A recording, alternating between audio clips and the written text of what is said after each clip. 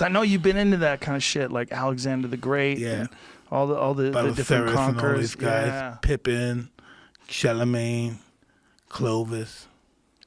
Now, is this stuff that you just studied because you wanted to study conquerors? Did it just interest you? I wanted to study that mindset. You know, and I found that the greatest conquerors that ever lived were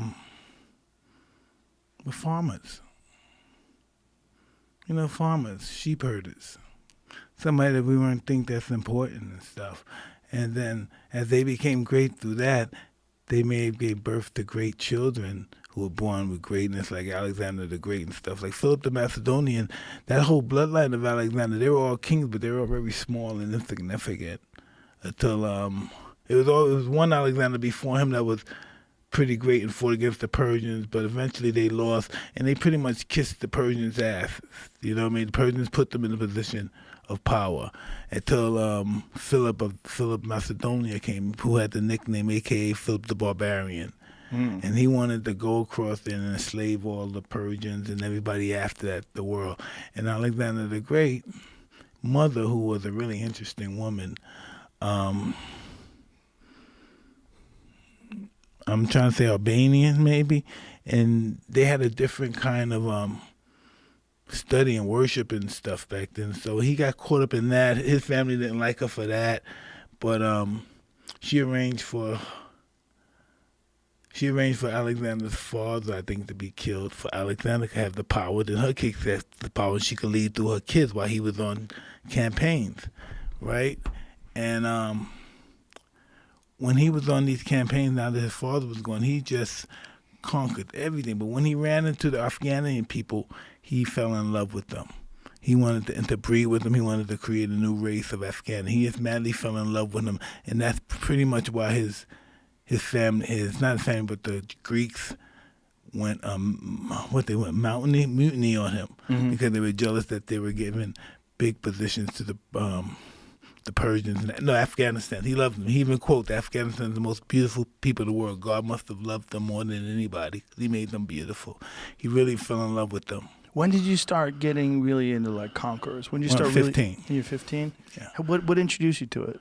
I was at the table eating with Cuss, and a friend of mine named Craig Ward said a statement which he was wrong, but it sounds really good to make me investigate. He said Alexander the Great at his time was like 6'5", so at 6'5", 300 years before Christ, that was a giant, which was wrong. He was very small. The armor was too big for him. He was a really small guy. He wasn't big at all. And so just that alone, him saying that, got you interested Yeah, in I Alexander thought he was the a Great? monster. He was a massive guy, but then I found that he's just a small man, average guy. You know, he's not a monster at all, not a big man at all. But you got interested in the mindset of the conquerors. Yeah. Well, listen, this is what I want to know. Why would one person think that he could fucking own the whole world? One person. Why would he have that mind? Who would think like that? Right. Why would that's not a fucking person. That's just something when your egos just got so out of whack. Yeah. Where you just can't think rational. How do you think like that? And you're a nice person. It was a guy before him, a couple of 100 years before him, named Cyrus the Great. He was just like, he was a conqueror, but he was a conqueror for liberty. He wanted to conquer all the slaves and let them go. Conquer all the slave masters, let them go. He got killed for that too, but can you imagine who the hell, maybe that sounds cool too, right? Yeah. That's good, that's a good thing. But listen, think about it. Who the fuck is he to take somebody else's property, take somebody else's stuff because he believes it's wrong, which it probably is wrong. I think it's wrong, but who the fuck is he? Right. Who is this guy to take others, just to conquer you? You don't bother nobody, but this is what they did back then. Now you're killing everybody. Back then, it was really legal. It's almost in the Bible. It's in the books. It's not, I won't say it, but it's in books. Slavery is in the books, in the religious books that we need slaves, and he did this. And this guy's going to say, hey, no more slaves. He's 500 BC, so he's going to say no more slaves. No more. Slavery is wrong out through the whole world. So he wants to conquer the world and free all the slaves. Wow. So that's just a different mindset. Yeah, they're different kinds of mindsets that these conquerors had. But who he think he is? Who the hell is he? He has his little town over here. How he's going to go over the whole world? His town is right here. Well, forget his town. His country is right here. Yeah. You know?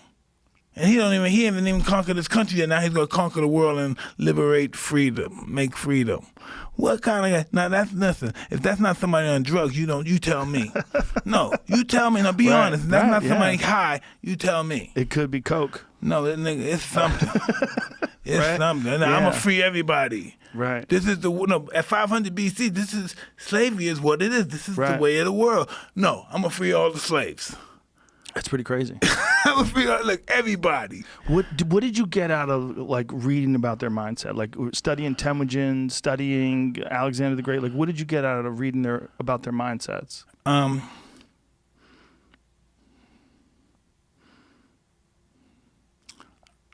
I found out that the greatest ones, the best, the most prolific ones were all mama's boys.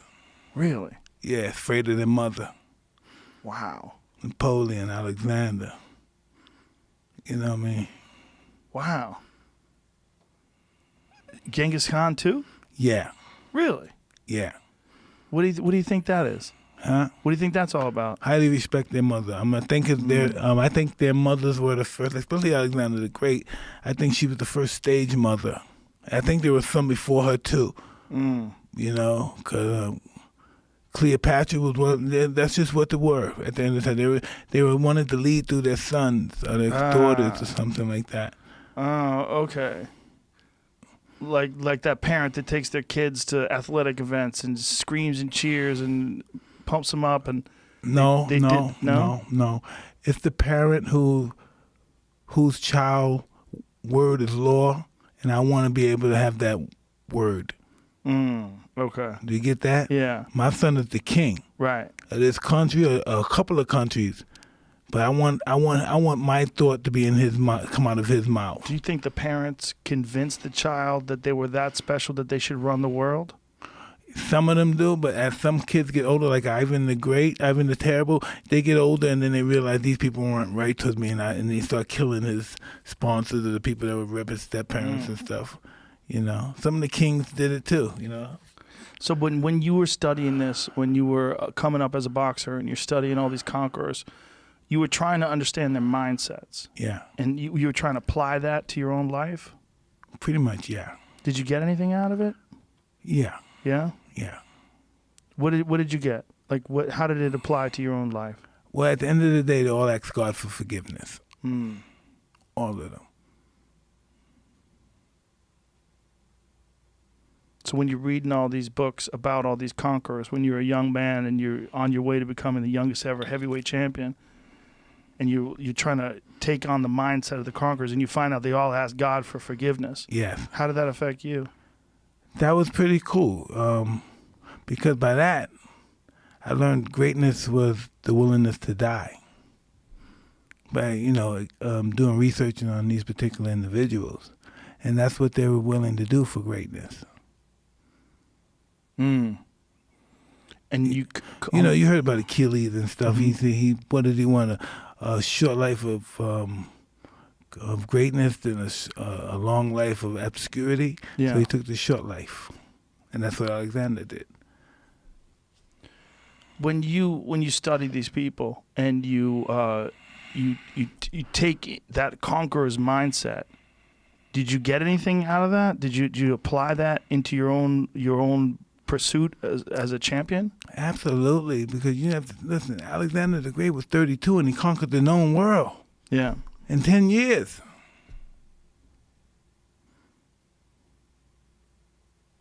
And so thinking about that as a young man. Absolutely. I want my preeminence to rival the times that in the sands of time. It's not reign with it. I think everybody should want that are competitive in the art of what do you say? Immortality. Yeah. And I'll search for it. That's what he wanted. He wanted immortality. That's what he wanted. He wanted to be known since till the end of time. Did you ever think that maybe you were born in the wrong time? That maybe if you were born in the times of Alexander the Great, you would also be a conqueror? No. I am a conqueror now because I've conquered myself and my demons. You know, not because I'm at that time. I'm never born to it. I'm born in the right time. Most of them couldn't conquer their demons.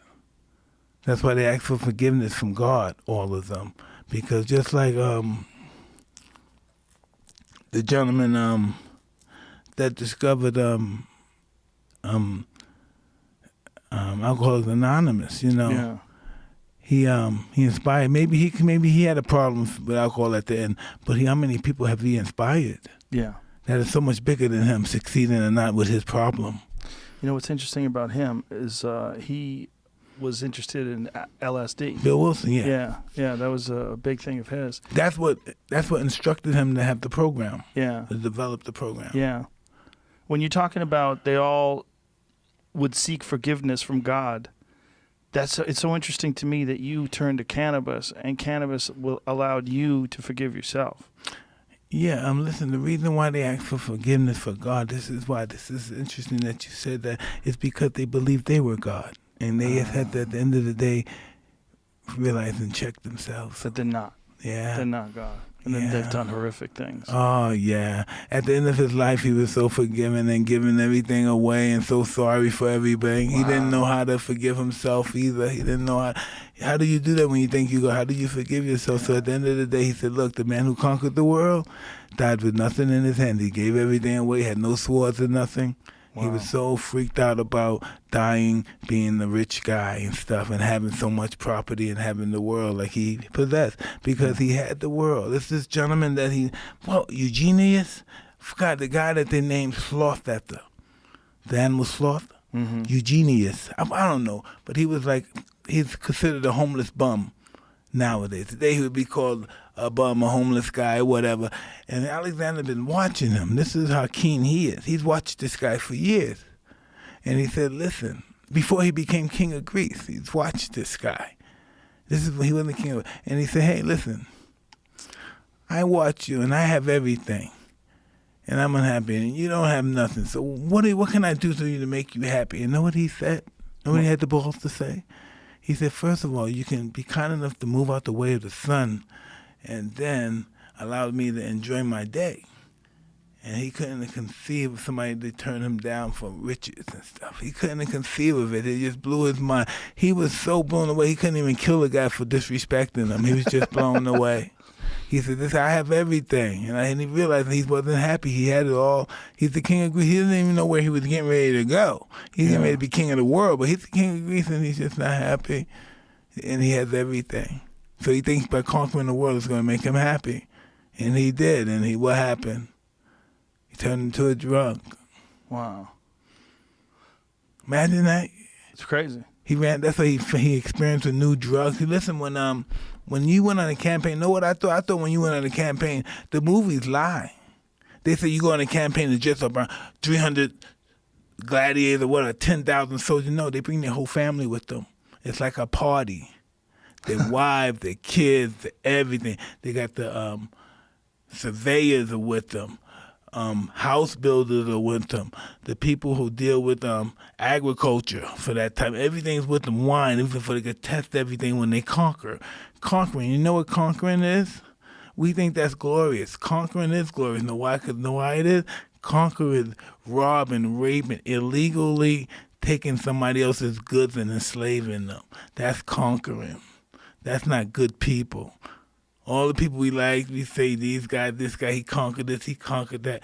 They hurt people. They did it for greed. They didn't do it for, we're going to help our people. They did it to take things because they could. Now, when you were coming up as a fighter and you were reading all these things about Conquerors, you were fueling your mind in that way, and you were also studying a lot of fights. You studied all the old school champions. Yeah. Are you doing that now in this resurgence? Like, are you studying films? No, but I think I know everything about them already. I did the research on them when I was a kid, so I started I started going to the other level. Mm-hmm. So I go from the level of these guys that are fighters, the gladiators, all those guys. So I go from them to the generals, and from the generals to the gods.